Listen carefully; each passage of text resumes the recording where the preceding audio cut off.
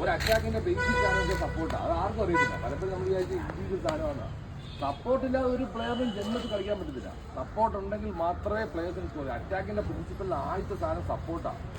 സപ്പോർട്ടില്ലാതെ നമുക്ക് ഒരു കാരണവശാലും നമ്മുടെ ടീമിന് സ്കോർ ചെയ്യാൻ പറ്റും. അതുകൊണ്ട് നമ്മൾ ഏത് ടീമിൽ കളിക്കാൻ ഇറങ്ങുന്നോ ആ ടീമുമായിട്ടൊരു ലിങ്കിങ് ഇത് വളരെ ഇമ്പോർട്ടൻ്റ് ആണ്. ഇത് ഫോറിൻ കൺട്രീസിലൊക്കെ ഈ സ്റ്റഡി നടന്നിട്ടുള്ളൂ. പലപ്പോഴും നമ്മുടെ നാട്ടിലൊക്കെ ഒരു സോർട്ട് വരും, സെലക്ഷൻ സോർട്ട് വരും. ടീം ഗെയിം കളിക്കുക, ആ ടീം ഗെയിം കളിക്കുന്ന റിസൾട്ടാണ് ഗോൾ. ഇപ്പോൾ അബ്ദുൾ ഏറ്റവും കൂടുതൽ ബോൾ സപ്ലൈ ചെയ്യുന്ന പ്ലേയേഴ്സിനെ ആയിരിക്കും ശ്രദ്ധിക്കുന്നത്, അല്ല ഡ്രിബിൾ ചെയ്യുന്ന പ്ലേയേഴ്സിനെ അല്ല ശ്രദ്ധിക്കുന്നത്. ചിലപ്പോൾ ഫോർവേഡ്സ് ഉപയോഗിച്ച് ഡ്രിബിൾ ചെയ്ത് സ്കോർ ചെയ്യാൻ പറ്റും, മറ്റൊന്നൊക്കെ ചെയ്യാൻ. അപ്പോൾ ഇത്രയും കാര്യം ശ്രദ്ധിച്ചാൽ ഇത് ഈ സാധനങ്ങളാണ് ഞാൻ നോക്കുന്നത്. ഇതാണ് എൻ്റെ ഒരു സെലക്ഷൻ പോയിന്റ് ഉള്ളത്. ടഫ് പ്ലേയേഴ്സിനെയാണ് എപ്പോഴും ടീമിന് വേണ്ടത്. ടഫ് എന്ന് വെച്ചാൽ റഫല്ല, 50-50 ബോൾ ചേസ് ചെയ്യുന്ന ബോൾ. 2, ബോൾ വിന്നിങ് പ്ലേയേഴ്സിന് സെലക്ഷൻ ചാൻസ് വളരെ കൂടുതലാണ്. കാരണം ബോൾ വിന്നിങ് എടുത്തു കഴിഞ്ഞാൽ പിന്നെന്താ കൗണ്ടർ അറ്റാക്കാണ്. പെട്ടെന്ന് ശ്രദ്ധി ആരാ ബോൾ എടുക്കുക, കൗണ്ടർ അറ്റാക്കായി.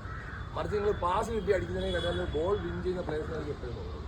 അതുകൊണ്ട് ബോൾ വിന്നിങ് ക്വാളിറ്റി വളരെ ഇമ്പോർട്ടൻ്റ് ആണ്. ബോൾ വിൻ ചെയ്ത് ഡിസ്ട്രിബ്യൂട്ട് ചെയ്യുന്നത്. ബോൾ വിൻ ചെയ്താൽ ഡിസ്ട്രിബ്യൂഷൻ, ബോൾ വിൻ ചെയ്ത് ഡിസ്ട്രിബ്യൂട്ട് ചെയ്താൽ കൗണ്ടർ അറ്റാക്കായി. അത് ചെയ്യുന്ന പ്ലേയേഴ്സിനെ പെട്ടെന്ന് ശ്രദ്ധിക്കും. നിങ്ങൾ ശ്രദ്ധിച്ചാൽ ഒരു ടീം അങ്ങോട്ട് അറ്റാക്ക് ചെയ്തു, പെട്ടെന്ന് ഒരു ബോൾ എടുത്ത് തിരിച്ചു ഇവിടെ കൊണ്ട് ഗോൾ ചെയ്തു, ആരാ പെട്ടെന്ന് ചോദിക്കും, ആ പ്ലെയർ നോട്ടീസ് ആയിരിക്കും. അപ്പോൾ ഇത്തരം കാര്യം ശ്രദ്ധിച്ചാൽ നമുക്ക് സെലക്ഷന് പെർഫോം ചെയ്യാൻ